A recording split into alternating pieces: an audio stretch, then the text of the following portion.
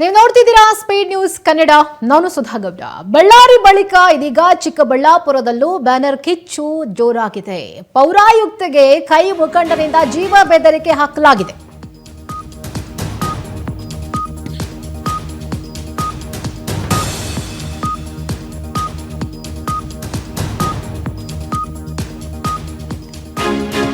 ಬಳ್ಳಾರಿ ಆಯ್ತು, ಇದೀಗ ಚಿಕ್ಕಬಳ್ಳಾಪುರದಲ್ಲೂ ಕೂಡ ಬ್ಯಾನರ್ ಕಿಚ್ಚು ಜೋರಾದಂಗೆ ಕಾಣಿಸ್ತಾ ಇದೆ. ಪೌರಾಯುಕ್ತೆಗೆ ಕೈ ಮುಖಂಡನಿಂದ ಜೀವ ಬೆದರಿಕೆ ಹಾಕಲಾಗಿದೆ ಅನ್ನುವಂತ ಆರೋಪ ಕೇಳಿ ಬರ್ತಾ ಇದೆ. ಅಧಿಕಾರಿ ಮೇಲೆ ಕಾಂಗ್ರೆಸ್ ಮುಖಂಡ ರಾಜೀವ್ ಗೌಡ ದರ್ಪ ತೋರಿಸಿದ್ದಾರೆ. ನಗರಸಭೆ ಪೌರಾಯುಕ್ತೆಗೆ ಕಾಂಗ್ರೆಸ್ ಮುಖಂಡ ಆವಾಜ್ ಹಾಕಿದ್ದಾರೆ. ಮಹಿಳಾ ಅಧಿಕಾರಿ ಜೊತೆ ಹೀಗ ಮಾತನಾಡೋದು. ಕಾಂಗ್ರೆಸ್ ಮುಖಂಡನ ಬಾಯಲ್ಲಿ ಇದೆಂಥ ಮಾತು?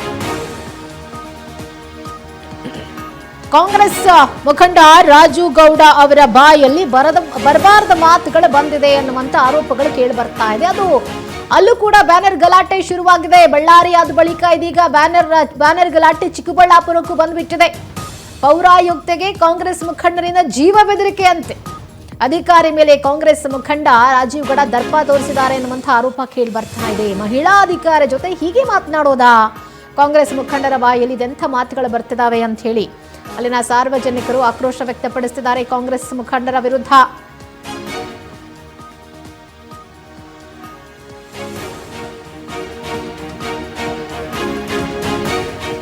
ಚಿಕ್ಕಬಳ್ಳಾಪುರದಲ್ಲಿ ಬ್ಯಾನರ್ ಹಾಕಿಸಿದ್ರು ರಾಜೀವ್ ಗೌಡ. ಬ್ಯಾನರ್ ತೆಗೆಸಿದ್ದಕ್ಕೆ ಮಹಿಳಾ ಅಧಿಕಾರಿಗೆ ಆವಾಜ್ ಹಾಕಿದ್ದಾರೆ. ನೋಡಿ, ಕರೆ ಮಾಡಿ ಅಶ್ಲೀಲ ಶಬ್ದಗಳಿಂದ ನಿಂದಿಸಿ ಬೆದರಿಕೆ ಹಾಕಿರೋದು. ನಗರಸಭೆ ಅಧಿಕಾರಿ ಅಮೃತ ಮೇಲೆ ರಾಜೀವ್ ಗೌಡ ದರ್ಪ ತೋರಿಸಿದ್ದಾರೆ. ಬೆಂಕಿ ಹಚ್ತೀನಿ, ಜನರನ್ನ ಕರೆತಂದು ದಂಗೆ ಮಾಡಿಸ್ತೀನಿ, ಜನರಿಂದ ನನಗೆ ಚಪ್ಪಲಿ ಹೊಡಿಸ್ತೀನಿ ಅಂತ ಹೇಳಿ ಆವಾಜ್ ಹಾಕಿದ್ದಾರೆ. ನೋಡಿ, ಕಾಂಗ್ರೆಸ್ ಶಾಸಕ, ಕಾಂಗ್ರೆಸ್ ಮುಖಂಡ ಈತನ ಬಾಯಲ್ಲಿ ಎಂಥ ಮಾತಾ? ಅದು ಕೇವಲ ಬ್ಯಾನರ್ ತೆಗೆಸಿದ್ದಕ್ಕೆ. ಯಾತಕ್ ಬ್ಯಾನರ್ ತೆಗೆಸಿದ್ರಿ, ಏನ್ ಕಾರಣ ಅಂತ ಹೇಳಿ ತಿಳ್ಕೋಬೇಕಾಗಿತ್ತು. ಅದನ್ ಬಿಟ್ಟು ಬೆಂಕಿ ಹಚ್ತೀನಿ, ಯಾರಿಗ್ ಬೆಂಕಿ ಹಚ್ತೀರಾ? ಜನರಿಂದ ಚಪ್ಪಲಿ ಹೊಡಿಸ್ತೀನಿ ಅಂತ ಹೇಳಿ ಮಾತನಾಡಿದಾರಲ್ಲ. ಚಪ್ಪಲಿ ಹೊಡಿಸ್ಕೊಳ್ಳೋ ಅಂತ ಕೆಲಸ ಅವ್ರು ಏನ್ ಮಾಡಿದ್ದಾರೆ ಸ್ವಾಮಿ?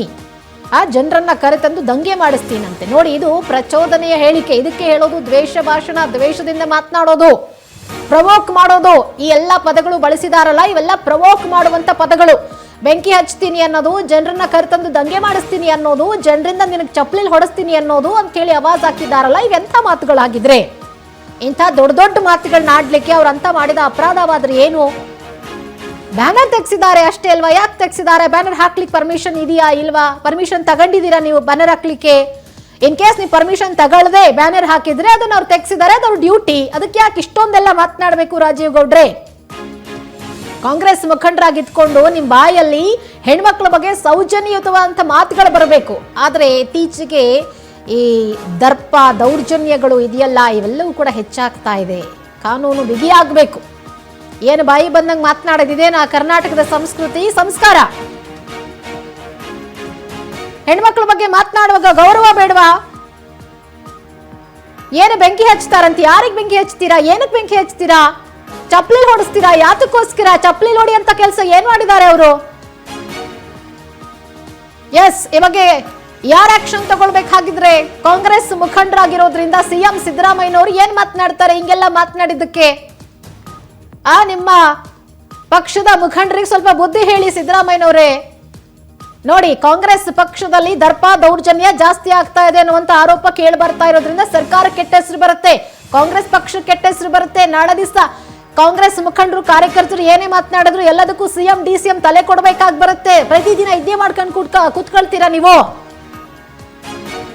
ಬ್ಯಾನರ್ ತೆಗೆಸಿದ್ದಕ್ಕೆ ಮಹಿಳಾ ಅಧಿಕಾರಿಗೆ ಆವಾಜ್ ಅಂತೆ. ಅವ್ರ ಡ್ಯೂಟಿ ಅವ್ರು ಮಾಡಿದ್ದಾರೆ, ಅದ್ರಲ್ಲಿ ತಪ್ಪೇನಿದೆ? ಹಾಗಾದ್ರೆ ತೆಗಿಸ್ಬಾರ್ದಾ? ಅವ್ರ ಡ್ಯೂಟಿ ಅವ್ರು ಮಾಡಿಲ್ಲ ಅಂದ್ರೆ ಒಂಥರ ಬೈತೀರಾ, ಅವ್ರ ಡ್ಯೂಟಿ ಅವ್ರು ಸರಿಯಾಗಿ ಮಾಡಿದ್ರು ಹಿಂಗೆಲ್ಲ ಬೈತೀರಾ. ಹಂಗಿದ್ರೆ ಅಧಿಕಾರಿಗಳು ನಿಮ್ ಪ್ರಕಾರ ಹೆಂಗಿರ್ಬೇಕು? ಅಶ್ಲೀಲ ಪದಗಳಿಂದ ನಿನ್ಸಿದ್ದಾರೆ ಕಾಲ್ ಮಾಡಿ. ಏನ್ ಕಾಲ್ ಮಾಡಿ ಬಾಯಿ ಬಂದಂಗೆ ಬೈದ್ಬಿಟ್ರೆ ಯಾರಿಗೂ ಗೊತ್ತಾಗಲ್ಲ ಅಂತ ಹೇಳಿ ಅಂದ್ಕೊಂಡ್ಬಿಟ್ಟಿದ್ದೀರಾ ರಾಜೀವ್ ಗೌಡ್ರೆ? ಜನ ನಿಮಗ್ ಚಪ್ಪಲಿ ತಗೊಂಡು ಹೊಡಿಬೇಕು ನೀವು ಮಾತನಾಡಿರೋ ಪದಗಳಿಗೆ, ಅವ್ರಿಗಲ್ಲ.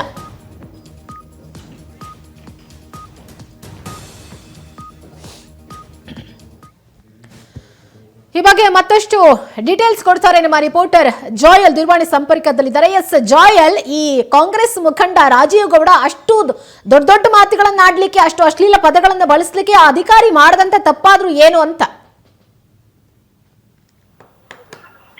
ಬಳ್ಳಾರಿ ಬಳಿಕ ಈಗಾಗಲೇ ಚಿಕ್ಕಬಳ್ಳಾಪುರದಲ್ಲೂ ಕೂಡ ಬ್ಯಾನರ್ ಗಲಾಟೆ ಅಂತ ಒಂಥರ ಒಂದು ಸೌಂಡ್ ಮಾಡುತ್ತಾ ಇರುವಂತದ್ದು.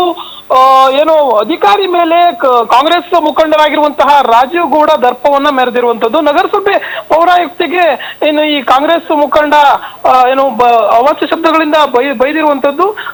ಏನು ಈ ಒಂದು ಏನು ಚಿಕ್ಕಬಳ್ಳಾಪುರದಲ್ಲಿ ಬ್ಯಾನರ್ ಅನ್ನ ಹಾಕ್ಸಿರ್ತಾರೆ ರಾಜೀವ್ ಗೌಡ. ಈ ಒಂದು ಬ್ಯಾನರ್ ಅನ್ನ ಈ ಮಹಿಳಾ ಅಧಿಕಾರಿ ತೆಗೆಸಿರುವಂತ ಕಾರಣಕ್ಕೆ ಆಕೆಗೆ ಫೋನ್ ಮಾಡಿ ಒಂದಷ್ಟು ಅಶ್ಲೀಲ ಶಬ್ದಗಳಿಂದ ನಿಂದನೆಯನ್ನ ಮಾಡಿದ್ದಾರೆ.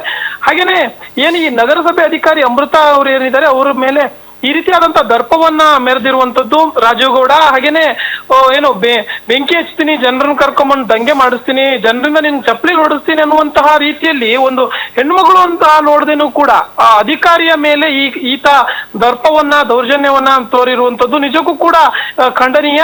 ಈಗಾಗಲೇ ರಾಜ್ಯದಲ್ಲಿ ಏನು ಬಳ್ಳಾರಿ ಗಲಾಟೆ ಮಾಸುವ ಮುನ್ನ ಈ ರೀತಿಯಾದಂತ ಒಂದು ಪ್ರಕರಣ ಬೆಳಕಿಗೆ ಬರ್ತಾ ಇರುವಂತದ್ದು.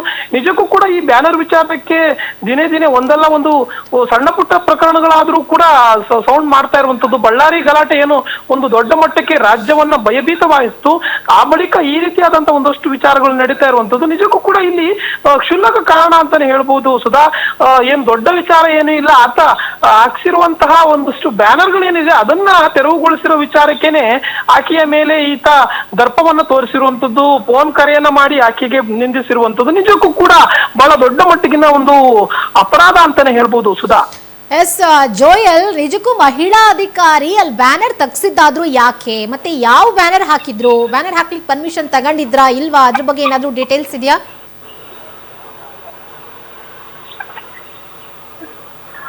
ಎಸ್ ಸುಧಾ, ಏನು ರಾಜೀವ್ ಗೌಡ್ರು ತಮ್ಮ ಒಂದು ವೈಯಕ್ತಿಕವಾದಂತ ಒಂದು ಏನು ಬ್ಯಾನರ್ ಅನ್ನ ಹಾಕ್ಸಿರುವಂತದ್ದು ಪಕ್ಷಕ್ಕೆ ಸಂಬಂಧಪಟ್ಟಂತದ್ದು. ತಾವು ವೈಯಕ್ತಿಕವಾಗಿ ಆ ಒಂದು ಬ್ಯಾನರ್ ಅನ್ನ ಹಾಕ್ಸಿರುವಂತದ್ದು. ಆದ್ರೆ ಇಲ್ಲಿ ವಿಚಾರ ಏನಂತಂದ್ರೆ ಬ್ಯಾನರ್ ತೆಗಿಯಬೇಕಾದಂತ ಬ್ಯಾನರ್ ಅಥವಾ ಇರಬೇಕಾದಂತ ಬ್ಯಾನರ್ ಅಂತ ಅಲ್ಲ. ಯಾಕೆಂದ್ರೆ ಇತ್ತೀಚೆಗೆ ಈ ಬ್ಯಾನರ್ ವಿಚಾರಕ್ಕೆ ಸಾಕಷ್ಟು ವಿಚಾರಗಳಲ್ಲಿ ಏನ್ ಗಲಾಟೆ ಆಗ್ತಾ ಇದೆಯಲ್ಲ, ಈ ಒಂದು ಗಲಾಟೆಗೆ ಆಸ್ಪದ ಮಾಡಿಕೊಡಬಾರ್ದು ಅನ್ನುವಂತ ನಿಟ್ಟಿನಲ್ಲಿ ನಾವು ಗಮನಿಸ್ತಾನೆ ಬರ್ತಾ ಇದೀವಿ. ನಮ್ಮ ಈಗಾಗಲೇ ರಾಜ್ಯದಲ್ಲಿ ಅನೇಕ ಜಿಲ್ಲೆಗಳಲ್ಲಿ ಈಗಾಗಲೇ ಇದೇ ರೀತಿಯಾದಂತಹ ಒಂದಷ್ಟು ಏನು ವಿಚಾರಗಳನ್ನ ಕೈಗೆತ್ತಿಕೊಂಡು ಪೊಲೀಸರು ಒಂದಷ್ಟು ಸೂಕ್ತವಾದಂತಹ ಕ್ರಮವನ್ನ ಕೈಗೊಳ್ತಾ ಇದ್ದಾರೆ. ಯಾವ ಬ್ಯಾನರ್ಗಳು ಯಾವ ಪ್ರದೇಶದಲ್ಲಿ ಇರಬೇಕು, ಯಾವ ಪ್ರದೇಶದಲ್ಲಿ ಇರಬಾರ್ದು ಅನ್ನುವಂತ ನಿಟ್ಟಿನಲ್ಲಿ ಹಲವು ಕ್ರಮಗಳನ್ನ ಕೈಗೊಳ್ಳಲಾಗ್ತಾ ಇದೆ. ನಿಟ್ಟಿನಲ್ಲಿ ಒಂದಷ್ಟು ತೆರವು ಕಾರ್ಯ ಕೂಡ ಆರಂಭಿಸಿದ್ದಾರೆ. ಯಾಕೆ ಅಂತಂದ್ರೆ ಒಂದಷ್ಟು ವಿವಾದಿತ ಪ್ರದೇಶಗಳಲ್ಲಿ ಅಥವಾ ಯಾರಿಗೋ ಸಂಬಂಧಿಸಿದ ಪ್ರದೇಶದಲ್ಲಿ ಇದ್ರೆ ಆ ರೀತಿಯಾದಂತಹ ಬ್ಯಾನರ್ಗಳಿಂದ ನಿಜಕ್ಕೂ ಕೂಡ ಗಲಾಟೆ ಆಗುವಂತ ಸಾಧ್ಯತೆಗಳು ಇರುತ್ತೆ. ಇನ್ನೊಂದು ಕೂಡ ಎರಡು ಬಣಗಳೇನಾದ್ರೂ ಇದ್ರೆ ಒಂದಷ್ಟು ಗಲಾಟೆ ನಡೆಯುವಂತ ಸಾಧ್ಯತೆಗಳು ಇದ್ರೆ ಅಂತ ಬ್ಯಾನರ್ಗಳನ್ನ ತೆಗೆಸುವಂತ ಕೆಲಸವನ್ನ ಈಗಾಗಲೇ ಏನು ಪೊಲೀಸ್ ಅಧಿಕಾರಿಗಳು ಇರ್ಬೋದು ಅಥವಾ ಸಂಬಂಧಪಟ್ಟಂತ ಅಧಿಕಾರಿಗಳು ಮಾಡ್ತಾ ಇರುವಂತದ್ದು. ಇದೇ ರೀತಿ ಈ ಪೌರಾಯುಕ್ತ ಈ ರೀತಿಯಾದಂತ ಒಂದು ಬ್ಯಾನರ್ ಅನ್ನ ತೆರವುಗೊಳಿಸುವಂತ ಕೆಲಸವನ್ನ ಮಾಡಿದ್ದಾರೆ ಅಷ್ಟೇನೆ.